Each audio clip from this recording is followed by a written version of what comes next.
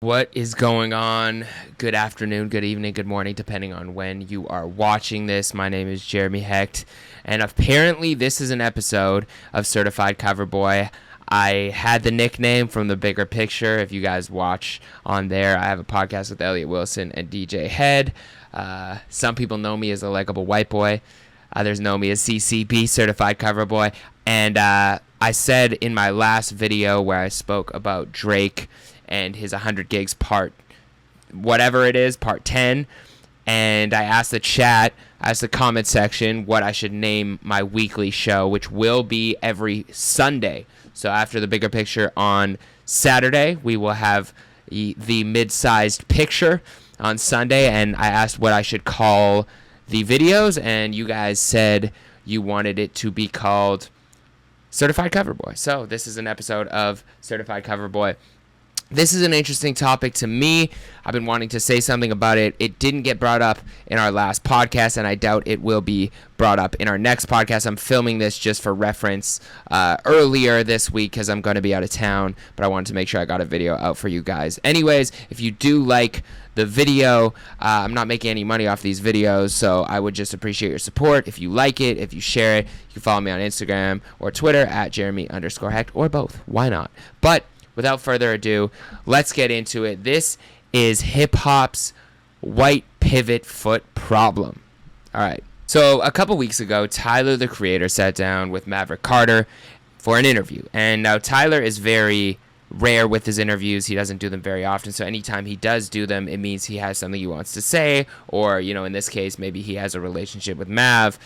For those of you who aren't aware, Maverick Carter is, he's been in the media game for a long time, but some of you might know him from The Shop with LeBron. He actually is responsible for conducting the Drake interview, in my opinion, after the Pusha T battle, where he talked about his kid, and the one that Elliot always references, where he says he's going to put the energy back into me, with nonstop in my feelings and mob ties, making them after the Pusha T battle. But besides the point is Tyler, the Creator, did an interview, and one of the comments he had that really sparked a lot of debate was him talking about Ian, who he didn't mention by name, but a lot of people put the pieces together. For those of you who are unfamiliar, we're going to get into a little bit of Ian's history in a second, but the point of this video is going to connect not only Tyler's comments to Ian, but Post Malone's recent transition into the country world and what I call the white pivot foot in hip-hop, where a lot of people can step into hip-hop and out of it as freely as they like with no consequence, whereas when someone who comes up from a different environment, or I'll just put it plainly, someone who's black, who is of hip-hop origin, meaning they started off loving hip-hop, they grew up loving hip-hop, they started making hip-hop music and rap music that got them popping. When they decide to exit the genre and do other things, it's viewed not in the same light. It's viewed as an anomaly, or as, oh, that's cute, look at them, look at the rock album they decided to make, oh, look at their attempt at doing something country, that's cute, that's different. Whereas when a white person does it, aka Post Malone, it's accepted completely by the other genre. And there's many examples of this. We're going to get into many of them in this video, but let's take a look at what Tyler said first. We'll start there, we'll go backwards from there. Pause. The next generation is just gonna go so left and want to be themselves that it's gonna be like. But that also comes with hip hop getting so big too. The flip side of that is like, is part of that good too, because this shit just got so big that so many people can come in and make money. It's some kid right now. It's white kid, regular like Caucasian man. I feel like he said his name there and they cut it, though. If you take a look, he kind of cuts it right there. I feel like he probably did want to take out his name. With hip hop getting so big too, the flip side of that is like, is part of that good too, because this shit just got so big that so many people can come in and make money. It's some kid right now. It's white kid, regular like Caucasian man, and he's like mocking Future and Gucci Mane like rap music. And like people are like, this shit hard. It's not even like satire. It's like, I'm just joking, I'm just mocking it. But I'm like, no, you can't do. And I hold rap music so close to my heart, because this shit changed my life and everyone's life around me, and I'm a nerd about this shit. This is like weird, and I'm looking at it, and something about it like don't even sit well with me in comparison to someone like a Mac Miller or Eminem, who it didn't seem like they was mocking it. They had a genuine love for it, and they were still just being. For sure. That, you know, aside from when Eminem was wearing do-rags in like 2006. Also, I seen this. He goes on to talk about apologizing to Eminem, and that's a whole other topic. But I think. Also, I do want to say, I'm not high while recording these. I have a ring light in front of me, and it's 10 p.m. I know it looks like I'm just stoned and my eyes are red, but it's because I'm staring from a ring light into the computer, and don't judge me, okay? Also, I'm trying to figure out how to make it seem like I'm looking at the screen. I got to flip this camera. But that's besides the point, okay? Besides the YouTube things that we're figuring out. So Tyler, the Creator's point here is that someone like Ian comes in and clearly the way he sounds in his music isn't a pure reflection of how he grew up or who he is or how his voice sounds normally, and he's maybe taking from a Future or a Gucci. I don't think he necessarily sounds like either of those people, but name the rapper. If it's Lil Baby or if it's Polo G or Lil TJ or whoever you think Ian might sound like, it's not necessarily his sound. Now that might generally be the people that he loved growing up and his influence. And I don't want to make this video necessarily about Ian in particular because I don't know enough about his history to make any sort of judgment, and I think he may be genuine in his intent. But for those of you guys who don't know who Ian is, so Ian is a rapper who, this is what he looks like, just for all you guys who might not know. Thank you guys so much for selling out. I'm on the way now. Pause. Hey, family, I'm on the way. I'm dropping more tickets for London and Toronto right now. Y'all can find those in the bio. So that's what Ian looks like. He's been co-signed by Lil Yachty. He has a manager who's Kanye's ex-manager, Boo, Akon's brother. And this is what he sounds like. So he looks like Tyler said, just like a regular white dude. Wristwater, I can't see the time, but I'm having the time of my life. Chris Paul, the game on the line, I'm dropping the dime on him. I'm fried, but I'm taking it up. About to be out of my mind. I'm trying to change for the better. It's driving me fucking insane. Hey, he on the back, I'm on the cover, we not on the same page. I be from the back, she gripping on covers like she on her last leg. She look like she belong on the cover, this whole getting covered in everything. My Bible take up a net up, but she is not getting wetty rain. I just put 10 whole vibes in the sprinter. We just ate 10 whole thousand for dinner. I got a pick. So, anyways, you get the point. Not a fan personally of his music. I do think he has some clever bars, and there are some times where I laugh at what he says. He's kind of like tongue-in-cheek in the sense that he'll have a lyric where you're like, okay, that was clever, that was funny. He's had Marshawn Lynch in his music video. He's had Cole Bennett direct the video. He's by no means an underground rapper in the sense that he's gotten pretty mainstream looks. He's gotten pretty mainstream cosigns. So I'm not here to bash Ian.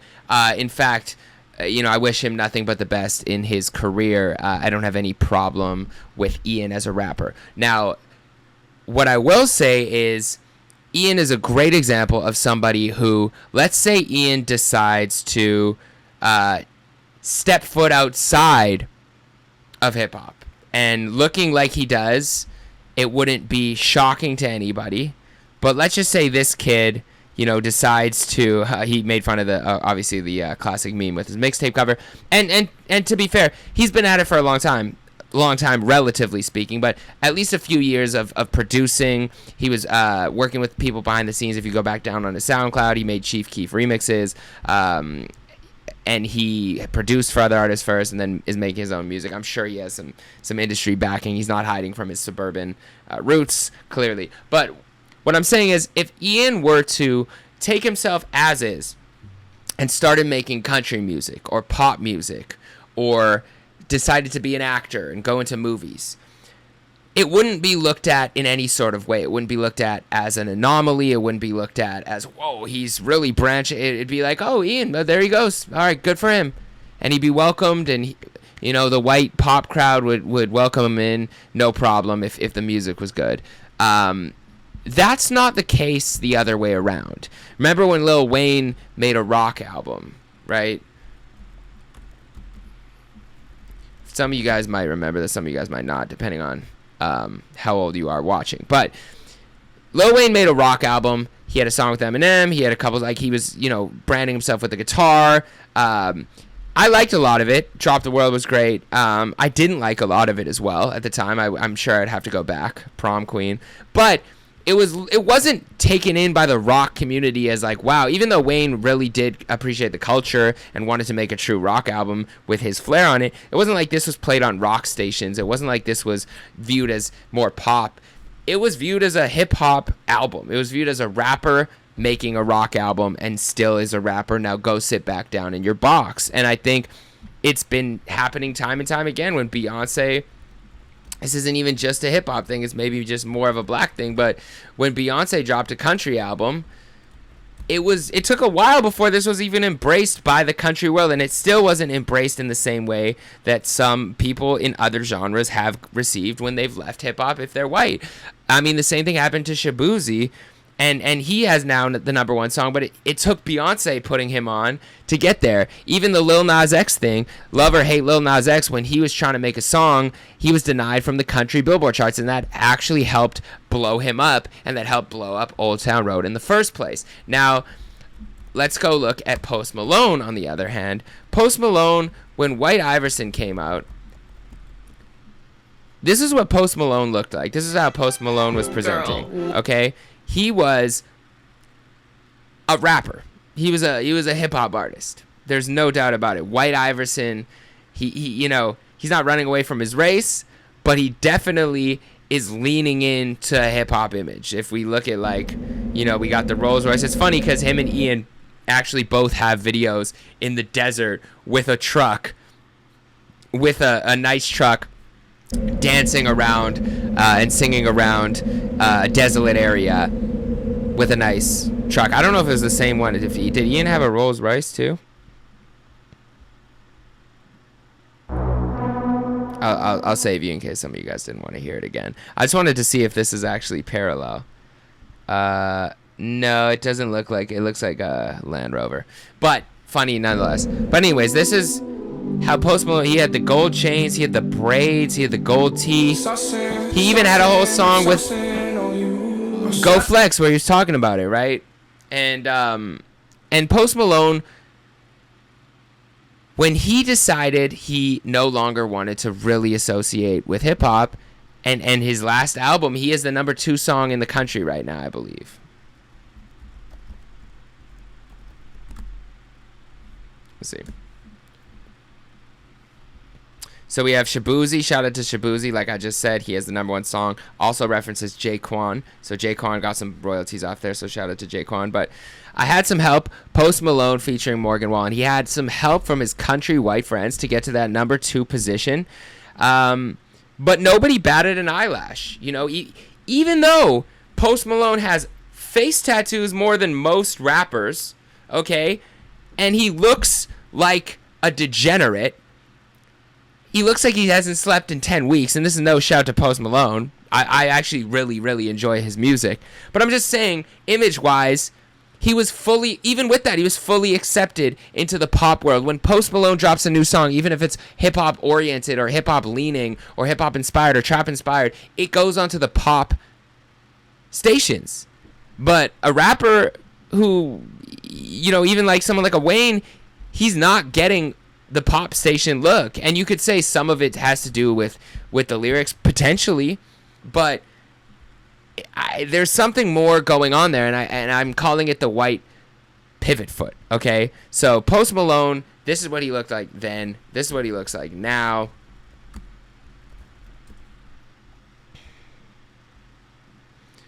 This is the same guy. Okay, this is the same guy right here. Look at that smile. Look at that smile. He's enjoying life. He's still got the gold teeth in, but he looks country as ever. Okay, and now Post Malone is seems like a great guy, and I'm not actually using this again to bash Post Malone. It's just to show the wider problem that we have in hip hop, where people kind of come in, use the culture, leave, and there's no consequence towards them. In fact, they've benefited off of it. And if Post Malone came back into hip hop, he would probably be accepted as well. I'm not saying we shouldn't accept him. I'm not saying I have the ability or the power to accept or not accept. I'm just saying we should be more critical when people come into hip hop culture, and I mean broader. You don't even have to include me if you don't want to in that. You could just, put hip hop black culture. But it's very interesting to me that this has become something that we've kind of just seen time and time again. Now, MGK is another one, right? MGK made a rock album, and I've actually spoken to MGK about this before on a red carpet.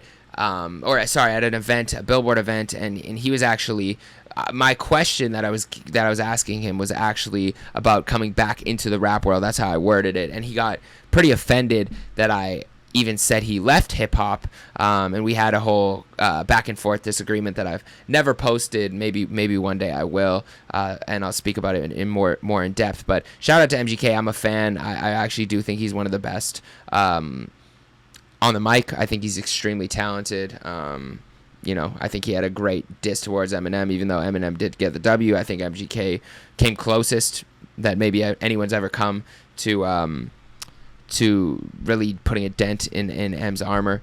But he went and started selling out arenas right after being a rapper, and he went pop. He had some pop songs. I won't say he left hip-hop, but, he did make other genre music, and it was no problem to anyone. And I think, he's dropping another rap album, and again, it's like it never happened. It's all good. And MGK, when we were speaking, his point was that when Kanye made 808s, nobody criticized it, and my point was, yes, they did. They did, and I think that's the double standard. Where, Ye made, a singing album, and it was the biggest deal ever, versus people who, step into hip-hop and go elsewhere, or they just step into hip-hop. It's looked at as creative, or Justin Timberlake makes a Man in the Woods album, and it's looked at as, a departure, or, a creativity, or, a different viewpoint for them. But somebody, does that who's not Justin Timberlake or not MGK or not Post Malone, and it's looked at with a different lens, and I think we can all agree. Even love or hate Drake, he was criticized heavily for making a house music album, and I think people use hip-hop influences in their work, and it's looked at differently. I don't actually necessarily want to throw Drake into this conversation because it's too complex. There's too much there, and I know in the comments it's going to be crazy. So let's just remove the Drake album out of this, but let's stick with what we've spoken about.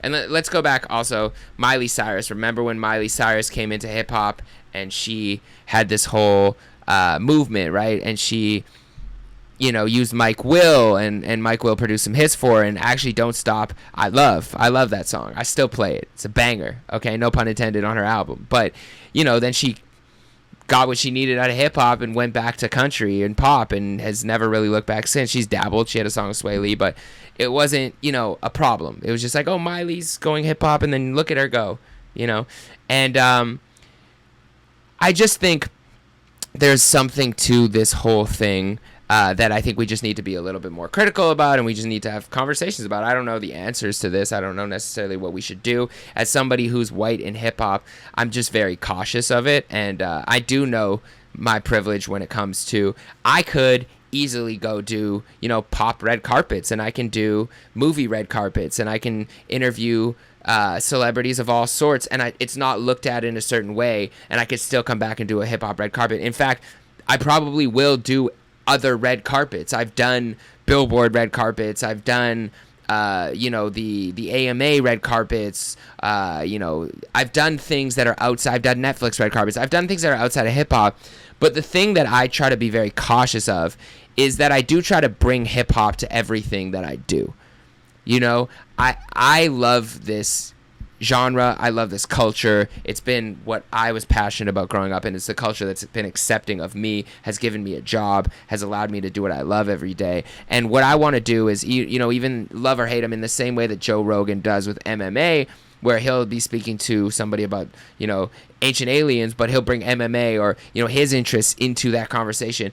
I do want to branch out at some point and do interviews with, you know, philosophy people and spiritual people and, you know, yoga teachers and friggin' movie stars and directors and everything, you know, all sorts of people, anyone who's creative, anyone who can bring something interesting to the table, philosophers, writers, novelists. But I will bring music and I will bring hip hop into everything I do because that's naturally what I love. And I will make sure that I represent hip hop culture even when I'm in spaces outside of hip hop culture, because that's who I am and that's what I've always been accepted by and that's what I love. So I think there's just something to be said about walking that line and how to do it. And I don't have the answers and I'm not perfect and I haven't been tested in that way. And, you know, I don't know what's going through Miley Cyrus's or Post Malone's or Ian's head, for example, right now, and how he's going to transition, you know, in his life. One person I think is a great example of, you know, respectfully elevating their craft, I think, and still showing love to hip hop always is Cole Bennett. I think, you know, he has a lemonade drink, he's done a festival, you know, he does other music videos, he's done a Jack Black music video with Bowser, but he in my opinion is one of the best at bringing hip hop to whatever he does and staying genuine and true to himself and never really disrespecting the culture that gave him a platform, gave him a career, and gave him an income. So that's my goal, to be kind of on that level and always make sure that I stay genuine and true. But anyways, I think that's it for this video. I really appreciate everybody watching, and thank you for all the subscribers. I know I got about 60 or 70 subscribers from the last video. I think maybe 100 at this point, so thank you. We're close to 12,000. If we get to 12,000 by the end of this video, that's incredible. If not, we'll get there soon. Thank you for the support. I really appreciate it. And let me know what topics you want me to cover, and if you like these thumbnails, if you like the way I'm structuring them, let me know. I'm very open to feedback. I'm very open to, you know, hearing from you guys, and I really appreciate the support. You guys push me to do this once a week, and I definitely saw the support. I saw the love, and I'm here. So this has been another episode of Certified Cover Boy. My name is Jeremy Hecht, and I will see you in the next video. And if nobody else has told you yet today, I appreciate you. Peace.